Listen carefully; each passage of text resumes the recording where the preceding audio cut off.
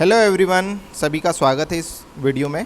आज के इस लेक्चर में हम देखने वाले हैं विद्युत बल रेखाएं क्या होती है या विद्युत क्षेत्र रेखाएं क्या होती है। इसको समझने के लिए हमने यहाँ पर एक आवेश लिया हुआ है, ये आप देख सकते हैं घेरे में, और इसके आसपास जो आपको ये डार्क शेड दिख रहा है ये बेसिकली इस आवेश का विद्युत क्षेत्र है। तो किसी विद्युत क्षेत्र में किसी बिंदु पर, उस बिंदु का नाम हमने ए रखा हुआ है, अगर इस बिंदु पर ए पर अगर मैं एकांक धन आवेश को रखता हूँ तो इस एकांक धन आवेश पर एक बल लगेगा जो ये वाला आवेश लगाएगा। अब वो जो बल की दिशा होगी उसको अगर मैं पेंसिल से ऐसी लाइन खींच दूँ तो ये जो लाइन होगी ये लाइन आपकी विद्युत बल रेखा होगी। यानी किसी भी आवेश के आसपास अगर कोई आवेश, दूसरा आवेश, परीक्षण आवेश या एकांक धन आवेश रखा जाए तो वो जिस दिशा में भी बल का अनुभव करेगा उसे आपको एक लाइन खींच देना है। वो जो लाइन बनेगी वही विद्युत बल रेखा होती है। याद रखना, विद्युत बल रेखा दिखाई नहीं देती है, यह एक काल्पनिक होती है या इमेजिनरी होती है, ठीक है। लेकिन अगर हम उसे केवल कल्पना मात्र तक सीमित रखेंगे तो हम उसे समझ नहीं पाएंगे। तो हम एक्चुअली किसी आवेश के आसपास किस प्रकार का जाल होता है उस जाल को समझना चाहते हैं, जिसकी वजह से विद्युत बल रेखाओं का हमें कॉन्सेप्ट आना चाहिए, ठीक है। ये सबसे पहले हमें फेराडे ने बताया था इनके बारे में। इनका जो कॉन्सेप्ट दिया था 19वीं शताब्दी में माइकल फेराडे ने दिया था, ठीक है। तो आपको समझ आ गया होगा। अब इसकी परिभाषा आप देख सकते हैं कि विद्युत क्षेत्र में, देखो ये रहा विद्युत क्षेत्र, ये घेरा दिख रहा है आपको, ओके। एकांक धन आवेश, ये वाला धन आवेश जिस पथ पर गमन करता है, अब गमन क्यों करेगा, उस पर बल लग रहा है, तो ये किस पथ पर करेगा, सोचो ज़रा, इस पथ पे करेगा, है ना, उसे विद्युत क्षेत्र रेखा कहते हैं। यानी इसी लाइन को हम क्या कहेंगे, विद्युत क्षेत्र रेखा कहेंगे। दूसरी हमारे पास एक और परिभाषा है जिसको बहुत आसानी से आप समझ सकते हो कि विद्युत बल रेखा विद्युत क्षेत्र में, ये विद्युत क्षेत्र के अलावा बात नहीं हो सकती, खींचा गया, हम जो खींच रहे हैं ना, पेंसिल से लाइन खींच रहे हैं, काल्पनिक वक्र है। मैंने अभी आपको बताया कि यह इमेजिनरी होता है, यह काल्पनिक होता है, वक्र है जिसके किसी बिंदु पर खींची गई स्पर्श रेखा, कहीं पर भी, जैसे मान लीजिए इस पर बल लग रहा है, इस दिशा में ये लाइन खींच दी, तो यहाँ अगर मैं मान लीजिए एक बिंदु लिया, इस पर अगर एक स्पर्श रेखा खींचूँ तो वो भी इधर ही आएगी। तो ये जो स्पर्श रेखा है वो विद्युत क्षेत्र की दिशा को प्रदर्शित करती है। मेरे हिसाब से ऊपर वाली परिभाषा ज़्यादा अच्छी है, जो आपको अच्छी लगे वो आप पढ़िएगा।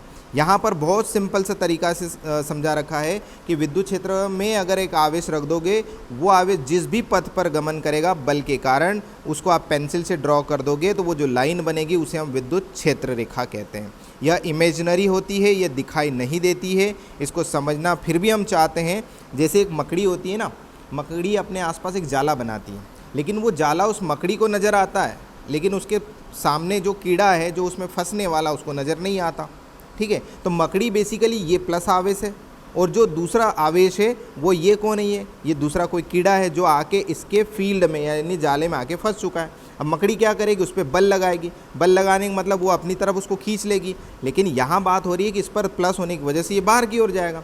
तो चूँकि जिस दिशा में भी वो जाए वो लाइन खींच दीजिए, वो लाइन जो होगी वो विद्युत बल रेखा को प्रदर्शित करेगी। मान लीजिए यहाँ पर एक धन आवेश है, तो हमने यहाँ पर एक दूसरा आवेश रख दिया Q0, परीक्षण आवेश, तो इस पे देखेंगे कि बल की दिशा इस दिशा में होगी।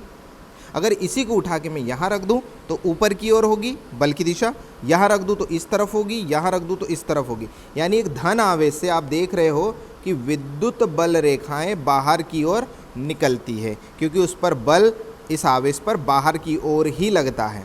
और ये जो दिशाएं हैं ये विद्युत क्षेत्र की दिशाओं को भी दर्शाता है। इसी चित्र को मैंने यहाँ अच्छे से बना रखा है, देख लीजिए। जब भी कोई धन आवेश होगा उस पर विद्युत बल रेखाएं बाहर की ओर यानी त्रिज्या के अनुदिश, किसके, त्रिज्या के अनुदिश बाहर की ओर निकलेगी। ये बात आपको ध्यान रखना है, ठीक है। अगला, अगर मान लीजिए इसकी जगह माइनस हो तो क्या करेंगे, तो चलिए वही काम करते हैं। यहाँ पर एक आवेश रखते हैं, ये धन आवेश, इसको देखते हैं कि इस पर बल किधर लगेगा। तो चूंकि ये धन है लेकिन यहाँ माइनस है, तो आप देखेंगे कि इस पर बल इस दिशा में लगेगा। यहाँ रखूँगा तो इस पर बल नीचे की तरफ लगेगा, यहाँ रखूँगा तो इधर लगेगा, यहाँ रखूँगा तो इधर लगेगा। आप देख रहे हो सभी अलग अलग एंगल पर हम अगर इसको रखेंगे ना तो सब जगह दिशाएं जो है उसके तरफ आती हुई नज़र आएगी। यानी अगर ऋण आवेश है तो सारी विद्युत बल रेखाएं ऋण आवेश पर आती हुई प्रतीत होगी। ठीक है, और यही विद्युत क्षेत्र की दिशा भी दर्शाएगी, है ना। यहाँ पर देख सकते हो इस चित्र को, ये देखिए, इस माइनस पर सारी रेखाएं अंदर की ओर आती हुई नजर आ रही है। तो यहाँ से हमने दो बातें सीखी कि धन आवेश पर जो है लाइनें जो है बाहर की ओर जाती है और ऋण आवेश पर जो है लाइनें अंदर की ओर आती है। अब अगर दो आवेश एक साथ हो गए तो, यानी एक धन और एक माइनस, उसको समझते हैं। यहाँ पर विजातीय आवेश यानी अलग अलग जाति के आवेश हो जाए, यानी यहाँ पर हो जाए एक प्लस आवेश, ठीक है, और यहाँ हो जाए एक माइनस आवेश। तो हम अब क्या करने वाले हैं, बीचों बीच एक दूसरा आवेश रखेंगे। अब आप सोचो, इस पे ये इस दिशा में बल लगाएगा क्योंकि ये भी धन है, ये भी धन है, लेकिन ये माइनस होने की वजह से ये इसको इस तरफ खींचेगा। तो इस आवेश पर बल की जो दिशा की जो रेखा होगी वो ऐसी होगी, और यही जो रेखा है इसी को हम विद्युत बल रेखा कहते हैं। अगर मान लीजिए यहाँ आवेश रखा होता तो क्या होता, इस बिंदु पर सोचना जरा। हाँ, यहाँ हमने इसको रख दिया, तो चूंकि ये तो धन है तो ये धन इसको इस दिशा में धक्का लगाएगा, लेकिन ये माइनस है तो ये इसको इस दिशा में खींचेगा। लेकिन आपको बता दें, किसी एक बिंदु पर दो दिशाएं संभव नहीं हो सकती, यानी ये आवेश इधर भी चला जाए और इधर भी चला जाए, ऐसे कैसे पॉसिबल है। तो क्या करेंगे, ये इन दोनों का एक परिणाम निकलेगा, है ना, यहाँ से एक परिणाम निकलेगा, तो परिणाम इनके बीच में से होगा। तो वो परिणाम को हम यहाँ पर ऐसा दर्शाएंगे और ये लाइनें यहाँ पहुँच जाएगी, सॉरी ये लाइन ऐसी पहुँच जाएगी। यानी हुआ क्या कि एक धन से लाइन निकली जो कि उसका नियम है, और कहाँ पहुँचती है, ऋण पर, तो पहुँच भी गई। यहाँ से निकली और यहाँ पर आ गई, और इसी प्रकार नीचे लूँगा आवेश तो ये ऐसे हो जाएगा, और दूर से ऐसे जाएगी, और दूर से ऐसे जाएगी। ये चित्र में आपको एरो बनाना बहुत ज़रूरी है। ये देखिए कुछ इस प्रकार से, है ना, इस पर आती हुई नज़र आ रही सारी लाइनें, ये देखो। लेकिन आ कहाँ से रही है, धन से, तो ये ऐसे बनाना पड़ेगा। देखो, तो पुराना हमने जो पढ़ा था यहाँ पर कि धन आवेश से बाहर की ओर जाना चाहिए और ऋण आवेश पर आना चाहिए, ये यहाँ पर एप्लीकेबल हो गया। उसका बहुत सुंदर डायग्राम मैंने यहाँ बना रखा है। देखो, ये रहा एक प्लस और एक माइनस। आप देखो कि प्लस से लाइनें क्या हो रही, बाहर की ओर जा रही, और माइनस पर लाइनें, वही लाइनें अंदर की ओर आ रही। और ये जो लाइन है ना, ये जो देख रहे हो, ये लाइन तो एकदम सीधी है। इस पर स्पर्श रेखा खींचोगे तो लाइन की दिशा और विद्युत क्षेत्र की दिशा एक ही हो जाएगी, क्योंकि देखो विद्युत क्षेत्र की दिशा और लाइन की दिशा अलग अलग होती है।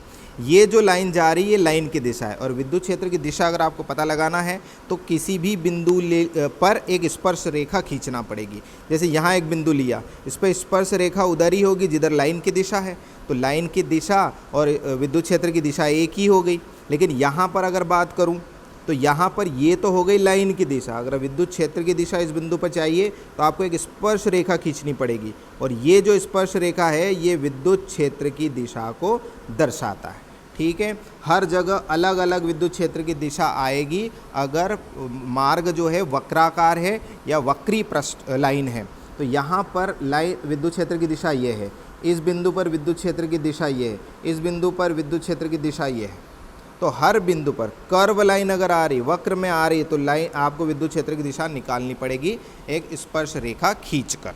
ठीक है, इसी प्रकार अगर सजातीय आवेश हो गए, यानी एक धन है और दूसरा वाला भी धन है, या यूं कहूँ कि एक माइनस है तो दूसरा वाला भी माइनस है, ये होते सजातीय आवेश, एक जैसे आवेश। तो इस केस में क्या होगा, आप ध्यान से सुनना। यहाँ हमने एक आवेश रखा Q0 जो अभी तक रखते आए।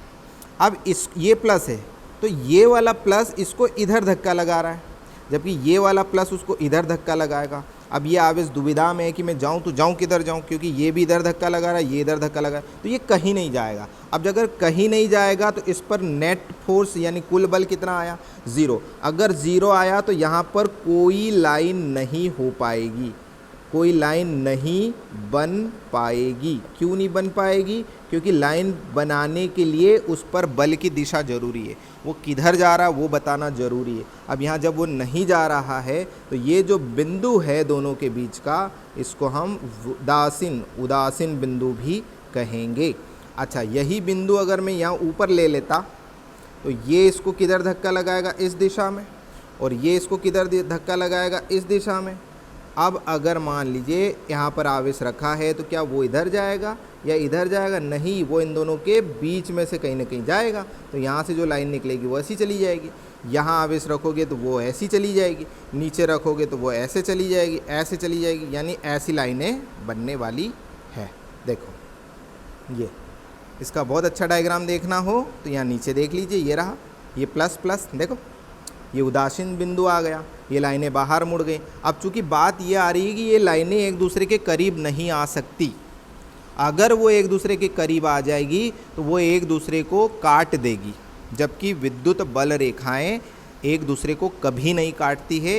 ये बात मैं आपको जब इसके गुण लिखवाऊंगा अगले वीडियो में, उसमें मैं आपको समझाऊंगा कि दो विद्युत बल रेखाएं एक दूसरे को क्यों नहीं काटती। वो इसलिए नहीं काटती कि अगर वो काट देगी तो उस कटान बिंदु पर दो विद्युत क्षेत्र की दिशाएं आ जाएगी, जो कि संभव नहीं है। आगे मैं आपको बताने वाला हूँ। तो ये प्लस था, ये भी प्लस था, दो प्लस प्लस होने की वजह से इस तरह से पैटर्न जो है तैयार होता है। ठीक है, अगर दो माइनस माइनस हुए तो इस तरह से पैटर्न तैयार हो जाएगा। देखो इन दोनों में क्या चीज़ का फ़र्क है, बस इतना फ़र्क है कि इनमें लाइनें बाहर की ओर जा रही है और इसमें लाइनें अंदर की ओर आ रही है। तो अब यहाँ पर हमने जो लाइनों को सीखा है वो ये है कि धन आवेश से लाइनें बाहर त्रिज्यीय रूप में या त्रिज्या की दिशा में बाहर की ओर निकलेगी और माइनस में त्रिज्यीय दिशा में अंदर की ओर आएगी। और अगर दो आवेश एक सजाती है, विजाती है, एक प्लस है और एक माइनस है तो इस तरह का पैटर्न बनेगा, दोनों प्लस प्लस हैं तो इस तरह से बनेगा, दो माइनस माइनस है तो इस तरह से बनेगा। ये तो थी विद्युत बल रेखाओं के लिए कुछ स्पेशल बातें।